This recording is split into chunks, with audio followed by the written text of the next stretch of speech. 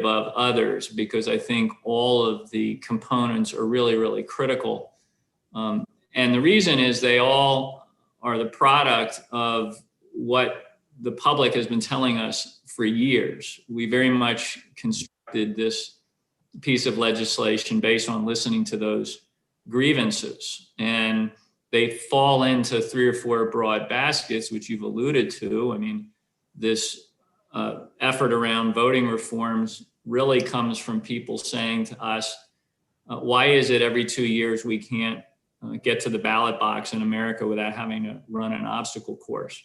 And there's no good explanation for why we can't meet the gold standard in the United States when it comes to voting rights. And so many of the reforms that are contained in the bill, and that we'll talk about at length, I'm sure, today, are designed to make sure we are reaching that gold standard among our peer nations. But they also said things to us like politicians shouldn't choose their voters. It should be the other way around. That led to sort of a focus on fair redistricting.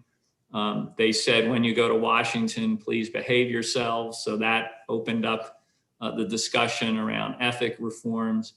And they certainly insisted, and have been for years, that lawmakers not get tangled up in the money, that they act in the public interest and not on behalf of well-heeled special interests. So a lot of the campaign finance reforms fall into that basket. The reason the package is there is that response, but also a coalition of groups, and Lisa's the one who can speak to this best, but this coalition that came together, having worked in many different diverse areas, whether it's environment or good government or gun safety or in the faith community or tax policy, consumer protection, all recognizing that forward motion on their important priorities depended on unrigging the system in Washington and out in the country. And if you think about it, it's voter suppression, which has diminished the voices of the people in the country. It's conflicts of interest and big money that have diminished the people in Washington. So if we're going to lift up the voices of everyday Americans, we have to address all those things. But that coalition was very insistent that if we keep that bill together, we can create enough momentum to kind of break down the doors of resistance. And certainly the status quo is always resisting change. And so far, this is proven out. Let me make a couple of closing observations because they're really important. The voting reforms in H.R. 1, which are quite powerful, and we'll talk about them more, and represent, as you indicated, the imprint of John Lewis, in that he wrote the first 300 pages of this bill. It was his Voter Empowerment Act. They are part of a larger suite of reforms, all of which are moving forward on different tracks, but together. So it's not just H.R. 1, the For the People Act, which is critical in terms of ensuring access to the ballot box. It's also H.R. 4, which is the John Lewis Voting Rights Advancement Act, which would address the legacy of the Shelby case and try to restore the Voting Rights Act. And Wade is the resident, not just expert, but in many ways architect of a lot of that legislative effort. But it's also H.R. 51, which is DC statehood.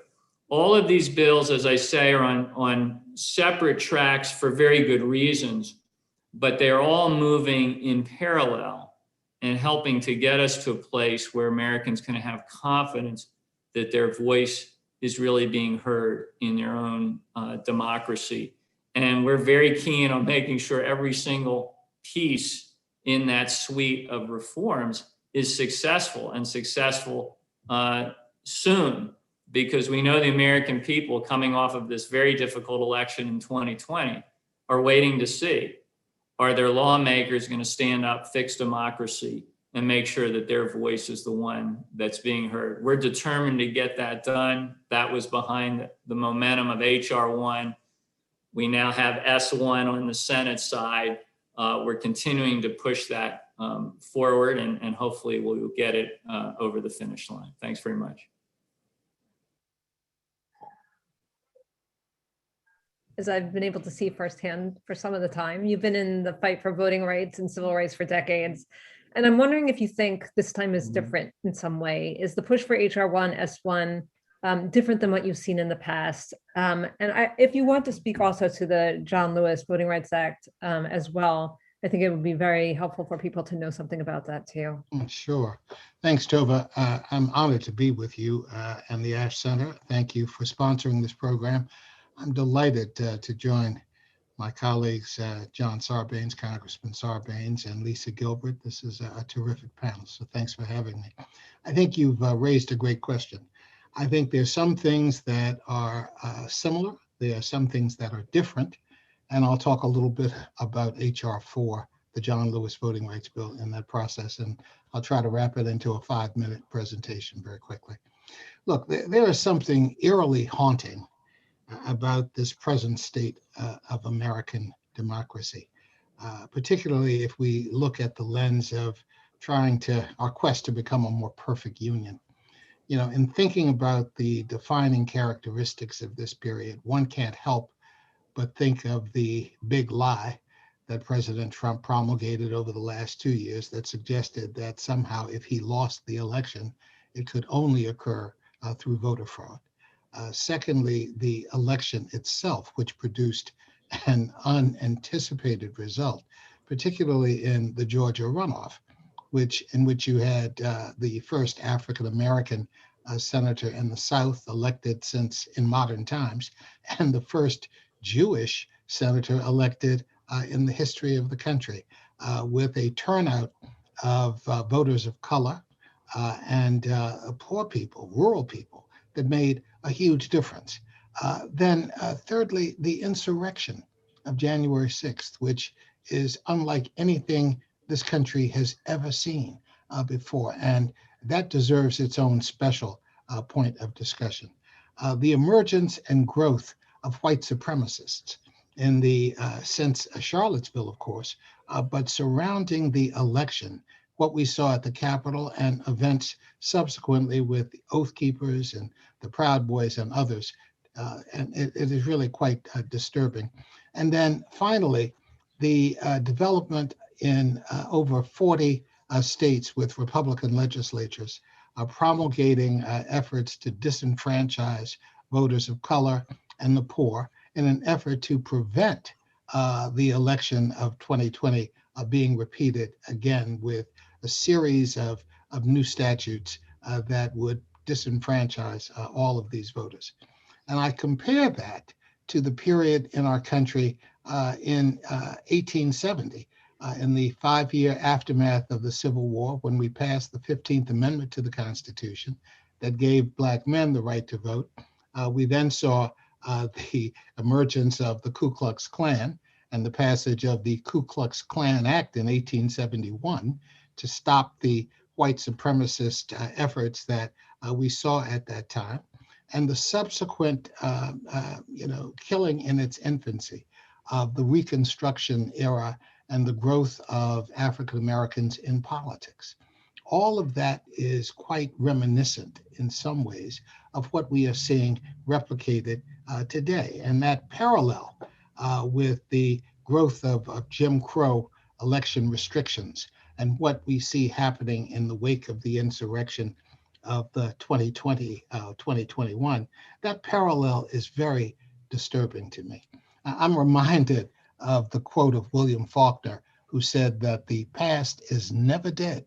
It's not even past. And that is something that stands out because of what we have seen replicated in this great period of time. So that's what is troubling, because it is reminding us of a previous time when we saw the withering of democratic traditions and values and the effort to suppress the minority vote, and we see it replicating itself again. Now, what is different is something that is much more recent events. In 2006, the civil rights community, the Leadership Conference, and others led the last reauthorization of the Voting Rights Act of 1965. And we had, at the end of the day, incredible bipartisan support. The vote in the Senate was 98-0 in favor of strengthening the voting rights law. In the House of Representatives, it was an equally overwhelming vote. I think it was like 393 to something like 30 votes in the House. An extraordinary level of consensus around voting rights. And prior to that, voting rights had always been a bipartisan issue. It was Republican presidents that had signed the voting rights reauthorization bills into law. And so to now see this period of partisan division with such great intensity, where Republicans at the state level are attempting to enact new restrictions on the right to vote, and looking at Republicans now in the House of Representatives and the Senate turning their backs on voting rights and turning their backs on the great traditions of their party, the President Lincolns and the Frederick Douglasses of the Republican Party of old. That's what is different than what we have seen then. And so what I would close with is saying that the threat to American democracy that is posed by the state restrictions that have begun to spring up and are now migrating since the passage of Georgia throughout the South, but also in places like Michigan and Arizona and other places. To me, that represents an existential threat to American democracy as we know it. And that is something that I think the public has to become aware of. So I'll stop there, Tova, and would be happy to answer questions. Okay, great. And maybe as a follow-up, we can talk a little bit about the John Lewis voting rights. I would be happy to do that. Okay, because that's important. Absolutely. Also. So let me just turn to Lisa. Lisa, you've been heading up this coalition of 200 organizations to help try and get HR1 passed successfully now. Now you've got S1. What has that been like this time around? What have you been doing around that? And have you been able to find, picking up on what Wade was just saying, have you been able to find partners across the spectrum at all in this fight? So maybe you can tell us a little bit about what it's been like on the outside. Absolutely. Thanks, Tova. And thanks to you and Miles and the Ash Center for the invitation today. I've been working on different democracy issues for almost 15 years now, and I really have not seen an opportunity moment like this one before. It feels like we're dealing with a perfect storm of crises, as Wade was just talking about, from the voter suppression bills to the direct challenges to our system and safety that we saw with the insurrection, to the need to just wipe out the stain of the last 4 years of a norm-breaking president who thought the country was his to profit from. There is this hunger to restore trust in government. And, we at Public Citizen, saw this moment coming in some ways, and so founded this large and diverse Declaration for American Democracy Coalition. We created it 3 years ago with the idea that in the wake of Trump, we might have a moment to wipe the slate clean and move the boldest democracy legislation ever proposed. And our coalition came together to try to build that power and sort of seed the ground in order to be ready for the change moment when it happens. Obviously, doing this before we knew the depths to which Trump would sink and the impeachments in his future, but with the idea that the public and legislators might be ready for real change when his time as president was up. And as you were just saying, and as Representative Sarbanes mentioned, we have over 200 organizations in the coalition, and it's been incredibly organic. Groups ranging from faith partners to the environment, to labor, to choice, to civil rights, to good government, veterans groups, small business groups, many groups that are nonpartisan. And as a coalition, we focused in on the For the People Act, the John Lewis Voting Rights Advancement Act, and DC statehood, working, across the country in states with our state partners, working to create a groundswell of calls and organizing in pivotal places like West Virginia, generating media, working with our Great Hill allies, working with the White House in the Biden era, and really guiding the outside game strategy to make the For the People Act a reality. And it certainly has been organic. It has been the kind of thing where people really across the spectrum, across organizational types, have recognized jointly that if we can win on this, we can win on the other core components of their mission. It isn't something that was usual, 10 years ago for environmental organizations to participate in a democracy coalition. And what has changed is this real acceptance and understanding that, if we are able to succeed at unrigging the system, then government will be more representative, more trustworthy, and things like environmental reforms can actually finally happen. And I think that has just been an awakening that's occurred, again, across different sorts of organizations. And they've also recognized how critical the different pieces of this bill are, and how important it is to keep it all together, whether it's because of what we're seeing around voter suppression, whether it's because of the money they have seen in their own issue, industry pouring it in on the other side of that topic, or just their membership talking about how they don't trust government and it's too corrupt. And so we have to have ethics reforms. So I just think there's been this mass understanding, that, it is popular to do this. We need the For the People Act to unrig government. And if we win, we'll win on everything else. Thank you, Lisa. Representative Sarbanes, just one follow-up for you. I mean, I have to, I think, ask about the political strategy given the filibuster, et cetera, and ask you to respond to what some people are talking about, which is, why don't we just cut off some parts of it, try and get a consensus, try to get bipartisan support for what we can now, and what the strategy is around keeping it together.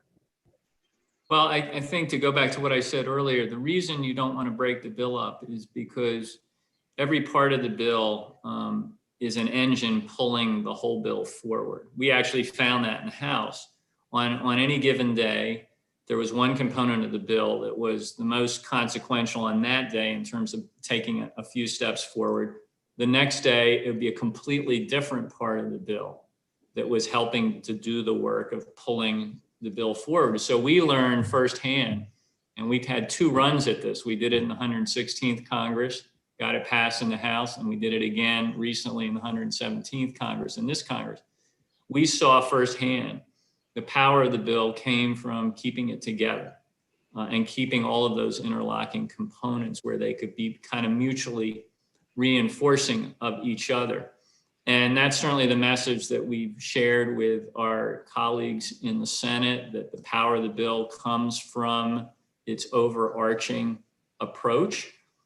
And this is the case not just in terms of the particular equities that various lawmakers have, but we've definitely seen that out in the public, if you have sort of this set of reforms that people can lift up depending on where they are, you get that kind of resonance. We can say, for example, that many people are like, well, the voting part of this is so critical and it's getting such attention, and that's appropriate in this moment because you're seeing this stampede, sadly, towards voter suppression across the country at the state level, and kind of the threshold part of our democracy. The bedrock of it is the idea of being able to get to the ballot box and exercise your franchise. So we know that that is a very high priority item. But it's also, to be honest, the narrative that stirs the pot the most, because you have some in this country that are sort of extending the narrative from the last election around voter fraud and stop the steal and all that kind of stuff. So it kind of works that up, even as others recognize that we have to have this fundamental access to the ballot box. That's about freedom. It's about people's voices.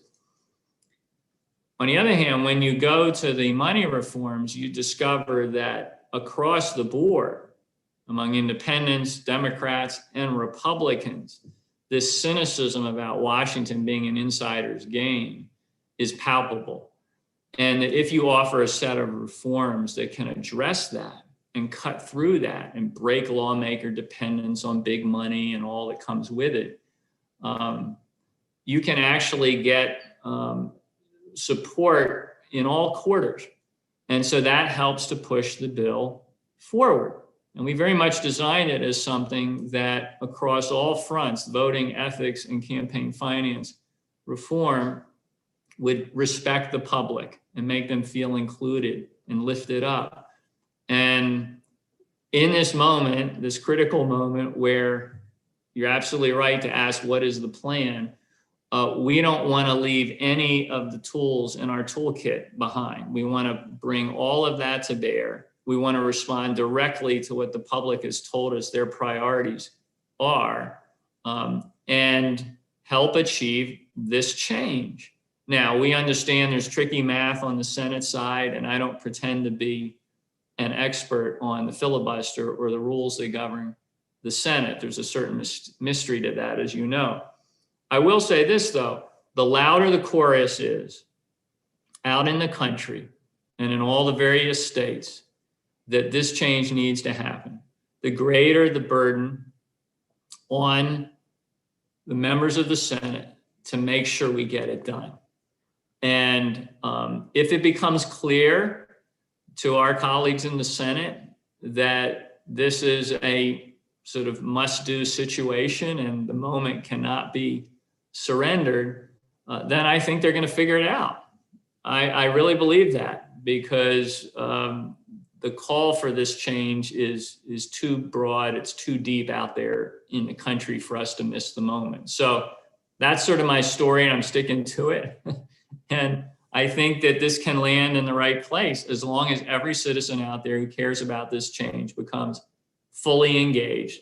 And with each passing day, you see that happening.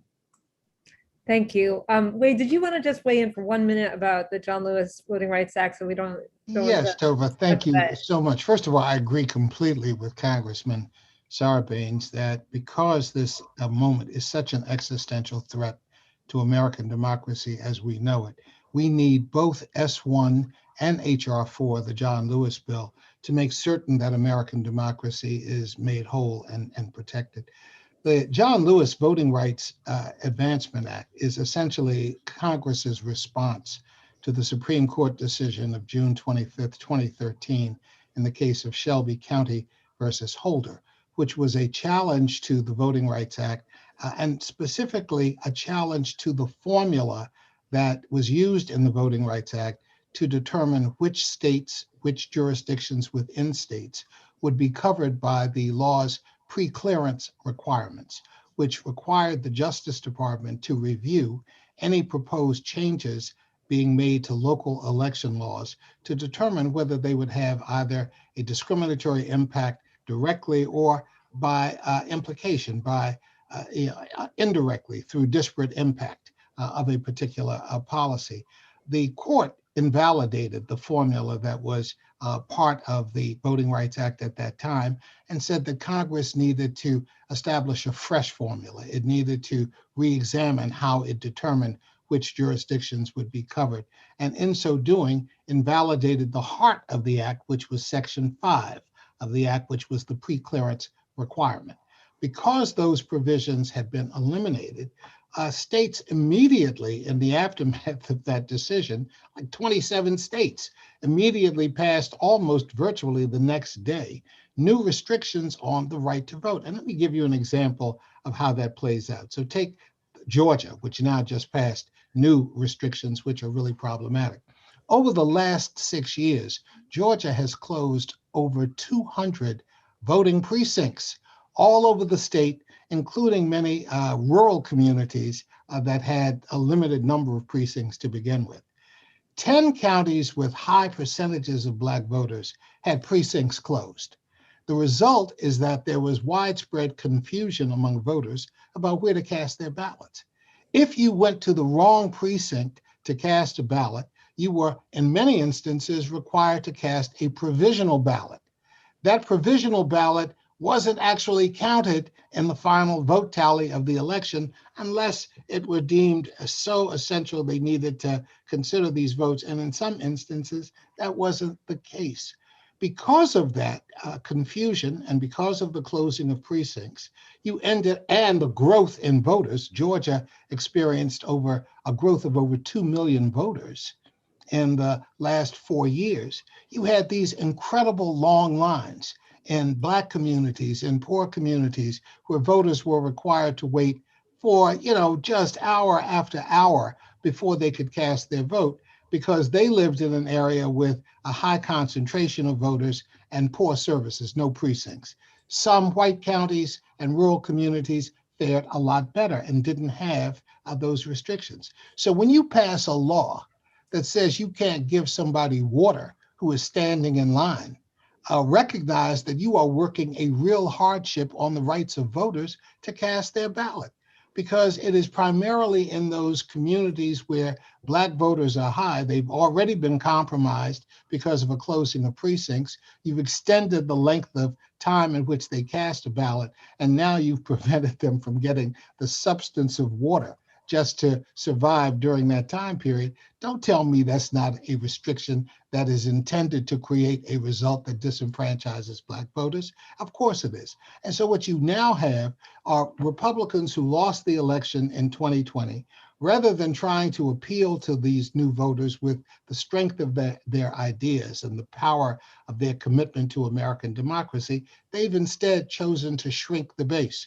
And without the protection of the Voting Rights Act to ensure that the Justice Department can weigh in appropriately before these changes take effect, you are virtually guaranteeing no protection for voters as state after state chooses to manipulate the voter system to ensure that they get the outcome they want.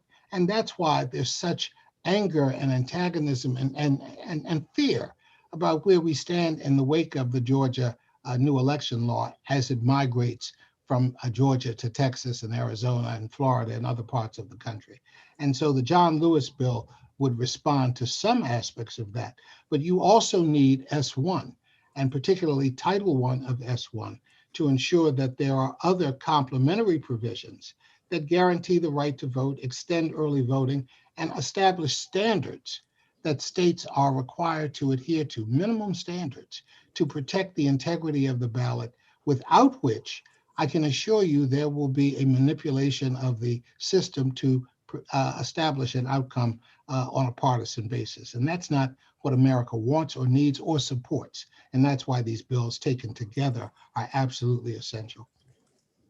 I would just note that also the HR 51 about DC statehood, there are several of us on the call today who are, I think, in DC, who are taking a keen interest in that as well as the other piece that we've talked about. And I did want to put it on Lisa, actually, to lift up a little bit of what is less known and less talked about in all of this, which first of all is the ethics reform part, the ethics reform pillar of HR 1, as Representative Sarbanes described it. And also, let me just tack on to this if you want to talk for a second. There are some good things happening out in the states around voting. So to the extent that you have any things that you want to know about that you can lift up, that would be great too. Great, thanks, Tova. Yes, I mean, it is lesser known, but also incredibly popular provisions of the For the People Act, because a large percentage of the population thinks the government is corrupt, doesn't trust our democracy. The things that deal with unrigging our system and cleaning up corruption are incredibly popular. And the bill contains numerous provisions to clean it up in all three branches of government. So just a couple examples, when it comes to the courts, the legislation includes the creation of a code of ethics for the Supreme Court. The court's 9 justices are the only U.S. judges, state or federal, not bound by a written code of ethical conduct. Everyone else is subject to the official code of conduct, which requires them to think about integrity and independence of the judiciary and matters like recusal, financial disclosure, outside employment, partisan political engagements, gifts. So the bill would bring SCOTUS up to par with the requirements on other judges, which just makes a ton of sense. When it comes to the executive branch, the bill has numerous provisions for dealing with conflicts of interest and transparency. There's one requirement made obviously necessary by former President Trump, which would require presidential appointees to recuse themselves from government matters to which the president or their spouse is a party.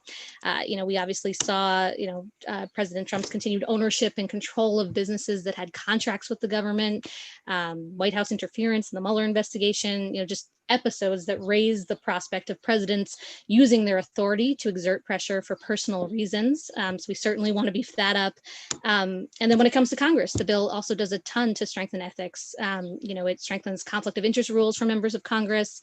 It codifies House rules to prohibit House members from serving on boards of for-profit companies. It bars members of the House and Senate and their staff from working to advance legislation that might further their own personal financial interests or help their immediate families.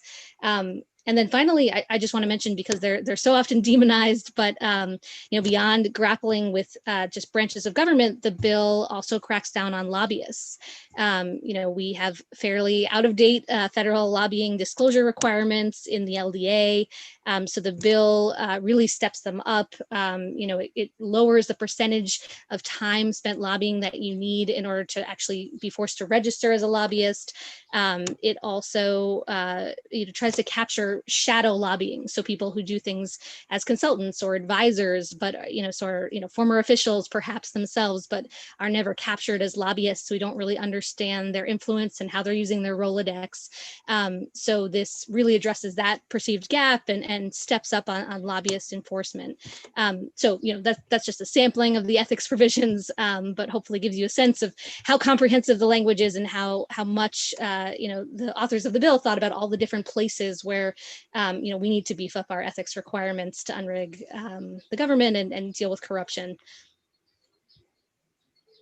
Thanks. And Representative Sarbanes, I wanted to at least give you a minute, if you'd like, to also lift up the campaign finance reform provisions of the bill, which I also feel like are getting less attention than some of the voting provisions and are worth our attention as well. Yeah, I think they are probably getting less attention now just because we're seeing this contest around voting playing out every single day. But what's interesting is I still think those reforms are front of mind for most Americans out there, because it's over the last few years, it's been one of the things that's produced the most frustration, I think, and anger, and led to this cynicism that I mentioned. I mean, even if you think about it, if voting were what it should be in this country, and you felt confident that the person you wanted to support, you were going to be able to get out there, exercise your franchise, and send them to Washington. But then you discover with every passing day that they've been captured by the insiders game and the big money and the special interests. You really feel helpless as an American, because you sort of say, look, I fought my way to the ballot box. I got there. I exercised my franchise. This is the bedrock of our democracy, my voice. And then it turns out all the policy coming out of Washington is getting made for somebody else. It's getting made for people that are hiding behind the curtain. And this is what's left people feeling very powerless. And from a sense of powerlessness comes frustration and anger. And sometimes it can lead to people reaching for very drastic solutions to their anger. In some ways, I think that's how our last president gained a lot of traction in the country, because he found that sentiment and that cynicism, and he traded on it. He promised a solution, which he didn't deliver on. But it doesn't mean that sentiment's still not there. So the challenge for us is to solve that anger that people feel at being left out, sort of locked out and neglected inside their own democracy, solve it in a constructive and restorative way. And we do that through things like transparency, so we know where that secret money is coming from that's been pouring into our politics for the last few years, particularly since the Citizens United case happened. We do that by fixing the broken Federal Election Commission, which can't function right now. So it can't be the cop on the beat. It can't be the referee on the field to blow the whistle when the big money crowd is stepping over the lines in the money space. And that always happens in the last 6 months of every election cycle. And it's all hidden away because the FEC can't do its job. And we absolutely respond to people's sense of being powerless by standing up a new way of funding campaigns in America, congressional campaigns, which is a small donor matching system, so that small donations from everyday Americans get matched on a 6-to-1 basis. And candidates who are willing to turn away from the special interests and the deep-pocketed donors and the lobbyists and turn instead to small donors and go find those voices of support can actually be competitive and run. What do we see from that in places around the country where it's been done at the state and local level?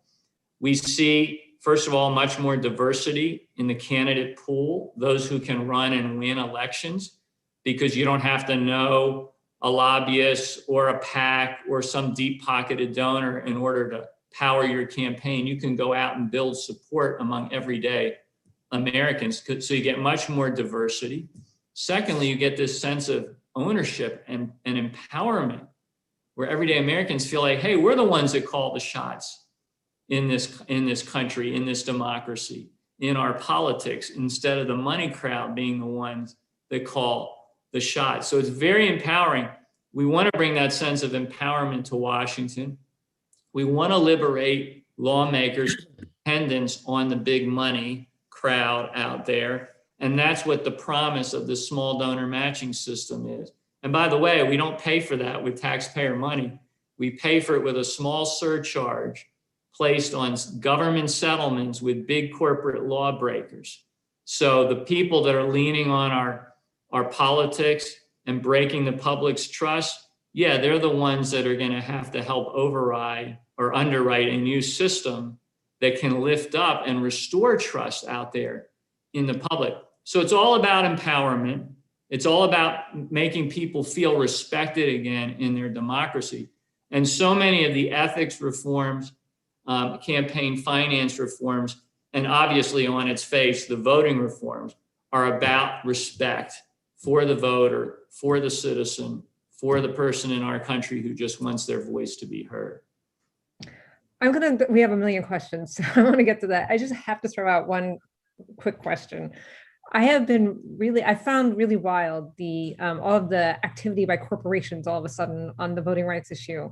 I'm mostly of one mind, but not completely of one mind about it. I just very quickly, because we do want to go to the question, see if you had any particular views on that you wanted to share. Well, I'd love to hear my fellow panelists' thoughts. I guess I would say this. I always welcome those who want to stand up for voting rights in America. And if corporations want to gather around that advocacy at this moment in time, that's terrific too.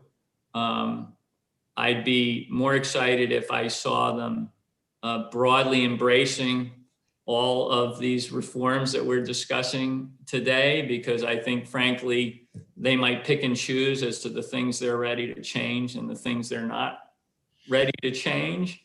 But, I think the more people that are stepping in and making the argument that we've got to protect our basic franchise, that's all for the good.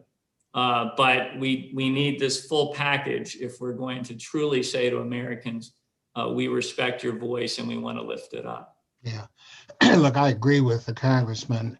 It would be terrific if the corporate voices that we see emerging embrace the entire package of voting rights bills under consideration. Having said that, however, I am thrilled that corporations are raising their voices and stepping into this debate in a way that I hope will have a constructive influence, particularly among Republicans who now are turning their backs on voting rights reforms when in fact previously they would have embraced them. And I think what corporations have done is they've stepped into a vacuum. There's a vacuum that was left by the last administration in its effort to promote, as I said, the big lie, which I think through misinformation, distortion, and lies has really had a profound and negative effect on American democracy as we know it. To have such a sizable portion of the American electorate of the view that this last election was decided through fraudulent means, even though even experts in the previous administration contend this is the most secure election we've had in our country really ever. To have that distortion of information is just particularly harmful. And I think that corporations, by raising their voices now, are sending important signals beyond Georgia to other states that are considering these changes, making clear that there will be problems down the road if these provisions are enacted. And they are helping to amplify the voices of voting rights advocates and ordinary citizens who are saying, please don't disenfranchise us simply because you are unhappy with the outcome of the last election.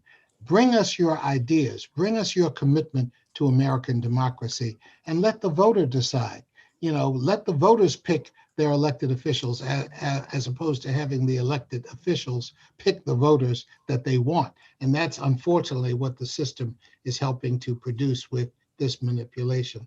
I think this is such an important time for American democracy. I'm delighted that corporations are weighing in, and I hope they will continue to use the power of their voices and implicitly the power of their money in funding elections to help shape how elected officials respond to their clarion call. I think it's too important to ignore. So I'll just tack on. I mean, I think it's pretty fascinating to see corporations decide to do this now, not just around voter suppression, but also, stopping contributions to those that supported or refused to support President Biden moving through the democratic process around the day of the insurrection. It's sort of a tacit admission for the very first time ever from companies that the money they spend in politics has ramifications, that people are paying attention, that they might get boycotted. There is like a real reputational risk for how they spend their money in politics, and that is very different. We have been pushing them for years to admit that, and they have not. And they actually not only have not, but said explicitly that the information was not material, not important for shareholders to know. It was one of the strongest reasons, for example, the Chamber of Commerce pushed back on the SEC requiring political spending disclosure. So it is very fascinating. I think I'm a little more cynical about it. I want to see them, do more than make these, commentaries. I want them to cease spending in a more permanent way, or support disclosure, support the SEC rules, support S1 publicly in a pledge. I think they can go further to prove that it's not just a PR moment, but it is also something that they're going to stick with and actually change the way their corporations operate. Thank you, Lisa. I am also fascinated by it. I'm going to turn it to Miles now for questions and answers, which we have many of. And if people can go maybe 5 minutes over, whoever can, maybe we can do that. So I'm going to turn it over to Miles now. All right. Thanks, Tova. And thanks also to the panelists. So we've got like well over 30 questions, but it's possible to group them. They fall into kind of 4 categories, and we don't have much time. But one is about, what about the Republicans? I mean, there was one complaint that there's not a Republican on the panel. Fair enough. But also the question of, how are you going to appeal to some Republicans? Is it possible to gain some Republican support for this? What are your thoughts about that? I'll just say quickly, the other two, one is a filibuster, which I think we've explored. Obviously more to say. And the other is about the constitutionality and what's the Supreme Court going to do if these were to pass. So if you can address the kind of the Republican issue a little bit more, that would be great. And then go to the constitutional issue. We'll have covered many, many of the questions that we have. Well, real quick, in terms of Republican support, let's be very clear for a minute here. There is great Republican support for this bill in the country. And unfortunately, over the last few years in Washington, the Republican leadership has decided that they can sort of unilaterally determine whether something's considered partisan or nonpartisan by how they direct their members to vote on the Hill. My judgment of whether something is bipartisan is what people out in the country think. And the measures that are included in this For the People Act all poll at 70% and up across the board. And strong majorities of independents, Republicans, and Democrats support this bill. So rank and file Republicans support these things.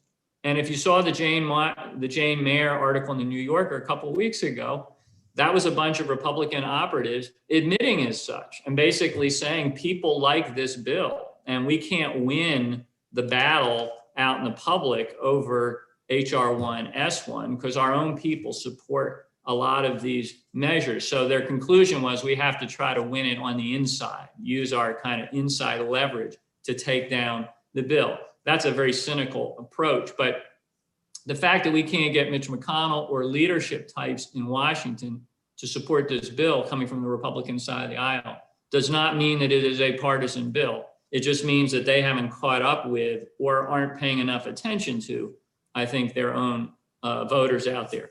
On the filibuster, as I say, I think it will land where it will land, as long as where it lands is getting this bill through. I'll be thrilled with that. And then the constitutionality, I'll just say very quickly, both in the 116th Congress and the 117th Congress, with the refinements we made more recently, we really girded this bill in terms of its constitutionality. It's anchored with a lot of very important findings language and purpose language that we think will help navigate any challenge that comes at it. There will absolutely be legal challenges to the bill if it passes, but we think all of the various components of the bill, from the voting to the ethics and certainly the campaign finance reform, have been drafted in a way that they can survive that challenge. So we feel pretty good about that. I certainly think, Tova, that is, and Miles, that is true with regard to the John Lewis Voting Rights Advancement Act. That bill has not yet been introduced in the House, and there's a reason for it. I think in response to the Supreme Court's decision in Shelby County versus Holder, there is a sense that we need to hold hearings first to establish an evidentiary record that would justify the kind of intervention we are calling for with regard to the new formula that will be developed to determine which states and which subdivisions, political subdivisions, will require preclearance. We want to be able to show that there is a rationale, a justification for that kind of intervention based on a contemporary review of documents and voting patterns in a given state. So there are hearings taking place now in the House and Senate. Those hearings will culminate in late spring with a new formula that will be included in a revised Voting Rights Act and introduced probably at the end of June or early part of July. And that is intended to create a voting rights law that can't be overturned by the Supreme, or won't be overturned by the Supreme Court, because we know that the individual majority of the court is going to review these provisions quite carefully with great scrutiny, and we want to be able to withstand that Supreme Court review. And so the approach that is being taken to the John Lewis bill is intended to insulate the bill from the kind of criticism and attack that we anticipate will come from the Supreme Court. We think that's the case. And with regard to Republicans and getting cooperation, I think that there are many ideas that are under consideration. I'll simply go with the views of Majority Leader Chuck Schumer, who has said that, look, failure is not an option when it comes to consideration of the voting rights bill. Failure is not an option. Now, he will obviously think strategically about how to approach the filibuster, how to ensure that he has support from the 50 Democratic Party caucus. That's going to be important. And obviously, there are some who suggest that not every member of the caucus is on board with ending or modifying the filibuster. But I do think there are ways of demonstrating that we can either get Republican cooperation and thus have a bipartisan bill, not just in the country, but in the Congress as well, or demonstrating that it is impossible to get Republican support in Congress and that another approach has to be taken to get the bill through. And I think there are many proposals that are under consideration that, for me, would satisfy both ends of the spectrum in terms of reaching agreement. One example of that Tom Harkin, the former senator from Iowa, used to promote was to start with a 60-vote filibuster requirement, that you get 60 votes to overturn a filibuster. And then on the second attempt, if you didn't get the 60 votes, you'd reduce the number required, perhaps to 56 or 57. After that second vote, if you didn't get the 56 or 57 you needed, reduce it further, maybe 52, something like that. But at the end of the day, you would have 3 or 4 cloture votes based on a formula and requiring members to hold the floor and their ground to make the filibuster real. In other words, not simply saying, I filibuster the bill and therefore that ends all debate, and making sure that people are put to their proofs. That is one approach that has been talked about, and I think it has appeal to some. So I think there are many ways, Miles, to get around these restrictions. I'm not going to, line up behind any one particular approach right now, but I do think that Chuck Schumer, in his wisdom about how to handle strategically this initiative, is thinking about a number of those approaches and will pursue them if required. And then I'll just pile on quickly, as I know we're short on time, to say that I agree completely with Congressman Sarbanes. This bill is immensely popular on both sides of the aisle, and it is just that leaders here have not caught up. I mean, we see 80–90% support for, anti-corruption, money in politics, dealing with improving voting access. It is just simply popular with everyone. And so they have no ability to oppose on the merits. And that is the reason why we will eventually win. When it comes to the filibuster, Public Citizen is a proponent of doing away with it. We think it's a racist relic that is abused currently and makes the Senate non-functional. But when we talk about this bill, I think the most important thing to say is what Wade was just saying, that there is no option. We need to pass this legislation, and nothing should stand in the way. And we would accept changes to the filibuster that are short of eliminating it in order to make sure that this democracy reform bill becomes a reality, because it is just an emergency. We have to pass it, and all means necessary, whatever we need to do. Thank you, Lisa, and everybody. I know that we're running out of time, but I want to give Miles an opportunity to ask one last question because it's important. The one other set of questions that people had, as organizers, you'll appreciate it, is what can we do? What can people in Massachusetts here do? What kinds of things can actually help this bill move forward? Well, maybe I'll kick that one off. Yeah, I want to encourage folks to engage with our huge coalition that I've been talking about, the Declaration for American Democracy. You can find it online, dfad.org. So please head there. There are tons of ways to engage. We just completed a huge Democracy Week of Action, which happened during recess. We're planning a big set of events on May 8th. A lot of it is digital, and obviously in this moment of pandemic, and so you can engage from anywhere.